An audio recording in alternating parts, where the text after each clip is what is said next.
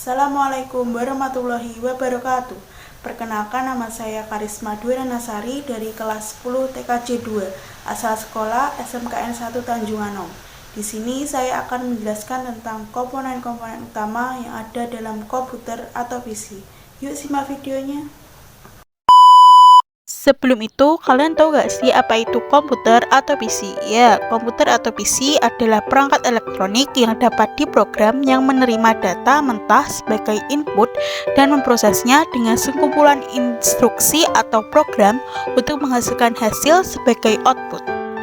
Nah, di video ini komponen-komponen yang akan saya jelaskan pertama yaitu CPU, kedua RAM, ketiga GPU, keempat HDD dan SSD, kelima motherboard, keenam power supply. Komponen yang pertama yaitu CPU.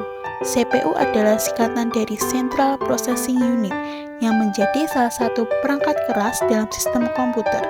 CPU disebut juga sebagai otak dari komputer.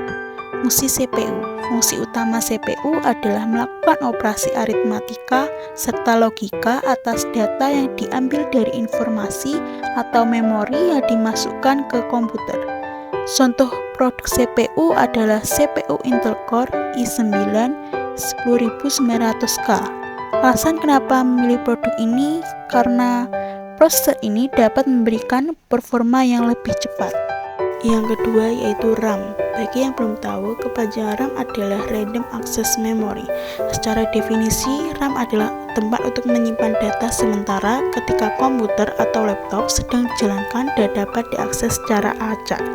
Fungsi RAM. Pada suatu perangkat komputer, laptop maupun HP, fungsi RAM sangatlah penting. Salah satunya adalah sebagai penyimpanan data sementara. Contoh produk RAM adalah RAM Kingston. Alasan kenapa memilih produk ini karena harganya yang terjangkau dan RAM ini menggunakan komponen dengan kualitas baik. Yang ketiga yaitu GPU. GPU adalah proses yang tersusun dari banyak core yang berukuran kecil dan spesifik. Fungsi GPU. Fungsi utama GPU adalah memproses memasukkan grafis yang ada kemudian menampilkannya pada layar monitor dengan kualitas yang tinggi. Fungsi GPU yang lain di luar keperluan grafis adalah untuk melakukan komputasi paralel pada data yang berjumlah banyak. Contoh produk GPU adalah GPU AMD Radeon.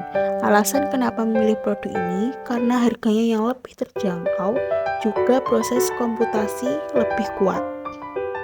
Yang keempat yaitu storage yang meliputi HDD dan SSD. Yang pertama yaitu HDD atau hard disk drive adalah salah satu hardware atau perangkat keras yang digunakan sebagai media untuk menyimpan data di PC maupun laptop. Yang kedua yaitu SSD atau solid state drive adalah jenis penyimpanan data yang menggunakan sirkuit terpandu untuk menyimpan data secara persisten.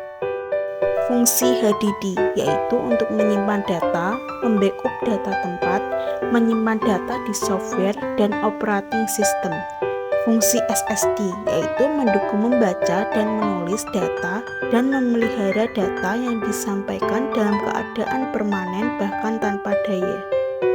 Contoh produk SSD adalah Corsair 4 Series MP600. Alasan kenapa memilih produk ini karena kecepatan bacanya menyentuh 4959 MB per detik, sedangkan kecepatan tulisnya bisa sampai 2950 MB per detik. Yang kelima yaitu motherboard. Motherboard adalah perangkat keras komputer yang berfungsi sebagai tulang punggung atau ibu yang menyatukan semua bagian. Fungsi motherboard. Fungsi utama motherboard adalah untuk memindahkan daya dan menyediakan tempat di mana semua komponen dapat berkomunikasi satu sama lain. Contoh produk motherboard adalah motherboard Asus. Alasan kenapa memilih produk ini karena keamanannya yang sangat maksimal, jaminan radiasi yang rendah, dan juga kehandalan yang telah teruji dan terbukti. Yang keenam yaitu power supply. Secara sederhana, power supply adalah sebuah komponen yang digunakan untuk memasok atau menyediakan daya listrik ke sebuah atau lebih perangkat. Fungsi power supply. Secara general, fungsi power supply adalah mengubah tegangan, mengubah daya, dan mengatur daya bagi tegangan output. Contoh produk power supply adalah power supply Corsair. Alasan memilih produk ini karena kualitasnya yang baik, perlengkapannya yang kuat, dan tahan lama pada saat terjadinya pemadaman listrik. Nah, sekian video penjelasan dari saya. Kurang lebihnya mohon maaf. Semoga bermanfaat. Wassalamualaikum warahmatullahi wabarakatuh. Bye-bye.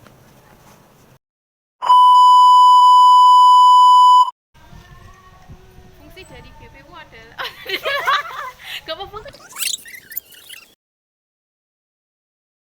A few moments later.